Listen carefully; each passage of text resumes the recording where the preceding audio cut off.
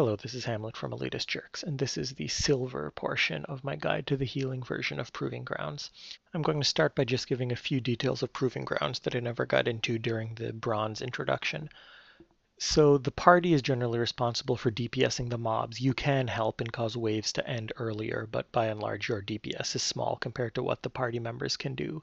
Usually they will finish a wave before the next wave spawns, but especially in the higher difficulties, sometimes they won't and you'll have to deal with some overlapping mobs. That's expected and it's just part of the test. However, even if they do finish the waves early, you won't break combat and you won't get a chance to drink, except for certain designated mana breaks on endless difficulty.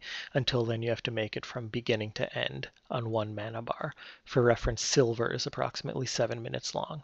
The other thing I wanted to note is that you lose immediately if any one party member dies. There's no combat resing and there's no trying to finish off the rest of the wave or later waves with whoever you have left. You have to make it until the last mob dies in the last wave without letting anyone go down. Finally, you don't have to worry about raid buffs and debuffs. Xuen is in the zone and he provides all passive buffs to you and your party and all passive debuffs to all mobs. And Kaven, one of the NPC party members, casts Time Warp, so you have that as well. Moving on, those first two waves had mob types that were the same as bronze and weren't anything harder than what you fought in bronze, so they're basically warm-ups. Wave 3 introduces a new mob type, the Flame Caller. You can see it starts with this channel, Invoke Lava, which scatters some fire pools on the ground. They're mildly annoying because party members can step in them or one can land on you and leave a little debuff. If you interrupt it during the channel, then you can stop it from spawning most of them and it won't cast it again.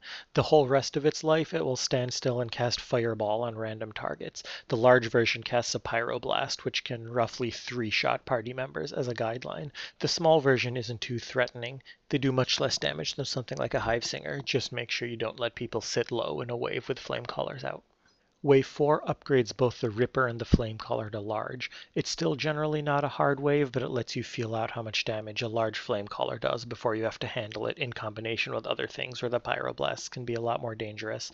One tip is that he does target the person he's casting on, so if your raid frames highlight them somehow, like mine colored their bar red, it can help you anticipate who he's going to hit next. It's definitely a good trick from Proving Grounds that extends to improving your awareness in real play as well. Flame callers are also something that you can interrupt. They're much easier to interrupt than those Hive Singers with their 1-second cast. They're a lower priority to do so, but on a wave with a Flame Caller and no Hive Singer, it's a good way to reduce some damage. Wave 5 that's coming up is the hardest wave you've encountered so far. In both silver and gold, wave 5 is a kind of mini boss wave that has a larger number of mobs appearing in multiple groups that mixes the types of mobs you've seen so far. This one opens with a Hive Singer, and then a few seconds into the wave, a large Flame Caller will spawn. So if you've let yourself get behind on healing the group with a Hive Singer, then the Flame Caller can be more dangerous than usual. Here I use Spirit Shell to prevent the damage from the first few Hive Singer casts. In general, this is a good wave to use a strong 3-minute cooldown, whichever one your class has. Wave 8 is just about 3 minutes after Wave 5, so anything you use early in this wave you'll be able to use during the final wave. Since most healing classes have some sort of 3-minute cooldown that can rapidly heal up damage that's done by Hive Singer or something else that hurts the whole group, oftentimes part of what you're going to be doing in Gold and Endless is planning those cooldowns on waves that have a lot of Hive Singer damage combined with something else that can potentially be threatening.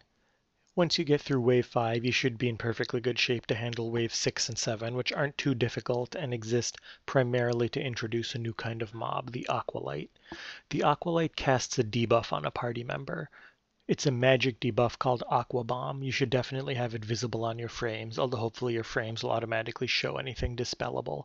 It lasts for 6 seconds, and if it expires without being dispelled, it will explode for a large amount of damage to the person it was on and anyone near them and knock any of the other people back.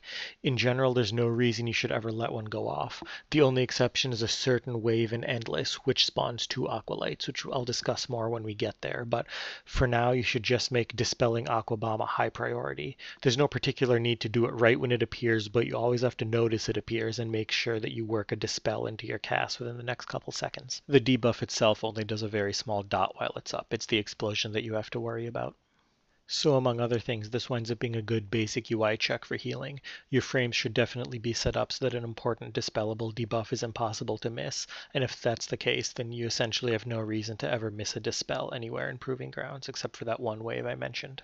Wave 7 is not too much harder. It combines a large Aqualight with a small Flame Caller. The large Aqualight is essentially handled in completely the same way as a small Aqualight. In fact, the only notable thing about it is that it starts doing a significant amount of tank damage, which is something you have to pay attention to when Aqualights are combined with other mobs. Otherwise, the Aqualight combined with a Flame Caller shouldn't do anything dangerous, because unless you miss dispels on the Aqualight, it never does any damage to anyone but the tank in the first place. It's really just a check to make sure that you are alerted to debuffs and never get distracted and miss dispelling them because you're tunnel visioning on taking care of the fireball. It looks like this happens to be a wave that they finish with a good few seconds to go before the final wave, so that's good. It means that you can make sure the group is topped off, apply any HOTS or any other things you might need for your class. Here I'm using Spirit Shell, and just generally be all set up and ready to go by the time the final wave spawns. The final wave is another sort of elaborate and slightly hectic two-stage spawn. It again starts you off with a Hive Singer just to make sure that you don't start getting behind when the later mobs appear, and this time it's combined with an Aqualight, so you have something else to pay attention to while you deal with that. And then a few seconds into the wave, another large Flame Caller will appear just like last time, but now it also comes with two small Rippers. You can see them running in now. So it's a lot like wave 5, but with an Aqualight to deal with at the beginning of it, and a lot more tank damage in the second part of it while you're finishing off the early mobs and having to deal with the Flame Caller. All in all, once you get the Hive Singer and Aqualight down, this should be a pretty straightforward wave, but a Flame Caller can still be dangerous if you fall asleep and let him hit someone a couple times in a row, where you get behind on the tank and then have him shoot the tank. The moment when the Flame Caller and the two Rippers appear while you're still finishing off the first pair of mobs is a pretty good time to blow any cooldowns that you have up. And as I mentioned earlier, cooldowns you use at the beginning of Wave 5 should be coming up right around then, so it works out very well that you can use your cooldowns on the two hard waves. And you'll see in the Gold and Endless videos that planning out cooldowns like that becomes a much more emphasized part of the strategy when you're trying to deal with harder combinations of mobs. So if this is your first time doing Silver, congratulations, and I'll see you in the upcoming videos. Thank you for watching.